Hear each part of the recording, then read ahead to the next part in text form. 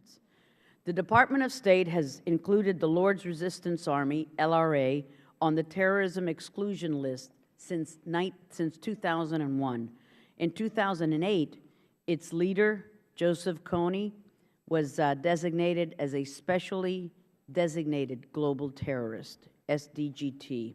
The LRA is responsible for one of the longest, most violent, yet most underreported conflicts in Africa, a conflict which has spread from northern Uganda to South Sudan, the Democratic Republic of the Congo, and Central African Republic, and threatens costly U.S. investments in peace and stability in the region. It is a predatory guerrilla force which has perpetrated some of the most deplorable human rights atrocities known to man. The LRA makes no attempt to hold territories, but murders, mutilates, tortures, rapes, and loots with impunity. They move in small groups with limited communication, striking remote villages, slaughtering civilians, abducting women and children to serve as fighters, porters, and sex slaves. It has been estimated that more than 80% of the LRA is comprised of abducted children. These children are forced to commit atrocities in front of their families and participate in bizarre indoctrination rituals before being forced to fight. Those who manage to escape find it difficult, if not impossible, to return home. But we are not here today to determine whether Joseph Kony is evil. We know that he is. We are here because in May 2010, the President signed into law the Lord's Resistance Army Disarmament and Northern Uganda Recovery Act, with the backing of thousands of committed advocates, including from my own district, and with over 200 co-sponsors in the House and some 64 co-sponsors in the Senate. The act enjoyed overwhelming support. It required the President to develop a comprehensive strategy to deal with the LRA and establish that it shall be the policy of the United States to, quote, provide political, economic, military, and intelligence support for viable multilateral efforts to protect civilians, apprehend or eliminate top LRL commanders, and disarm and demobilize remaining LRA fighters, end quote. The President's strategy was released in November 2010. It sets 4 strategic objectives. 1, increased protection of civilians, apprehension or removal of Kony and the other senior LRA commanders. 3, promotion of defections from the LRA and the disarmament, demobilization, and reintegration of remaining LRA combatants. And lastly, provision of humanitarian relief to affected communities. The strategy emphasized that the U.S. will, quote, work with the national governments and regional organizations, end quote, to accomplish these goals. What steps did the U.S. undertake in the last year to achieve the objectives outlined in the strategy?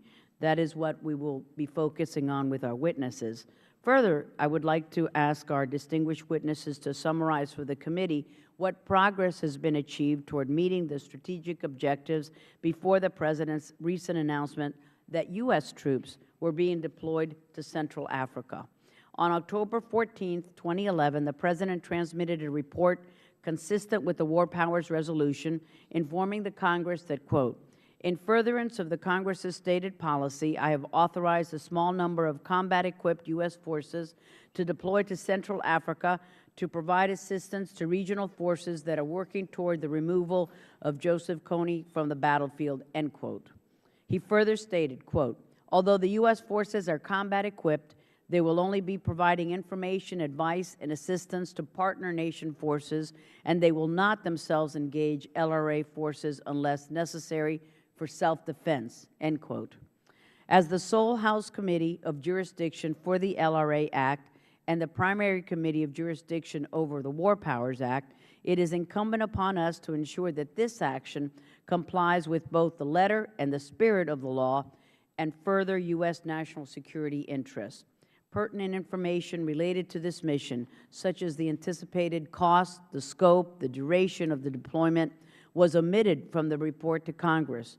We need clarity on the rules of engagement, the mission parameters, and the definition of success, as well as how U.S. military presence in Central Africa furthers U.S. national security interests and the objectives outlined in the President's November 2010 strategy.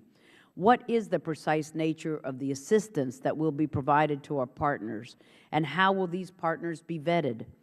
Does the submission of the October 14th report to Congress start the clock on reporting and authorization requirements consistent with the War Powers Resolution? And if not, why? Does the administration interpret the LRA Act as an authorization of the use of force? We intend to address these issues and more throughout the course of the hearing. Thank you to the Assistant Secretary for attending, and the Ambassador for making yourselves available to testify before this important issue today. We thank both of you gentlemen. And now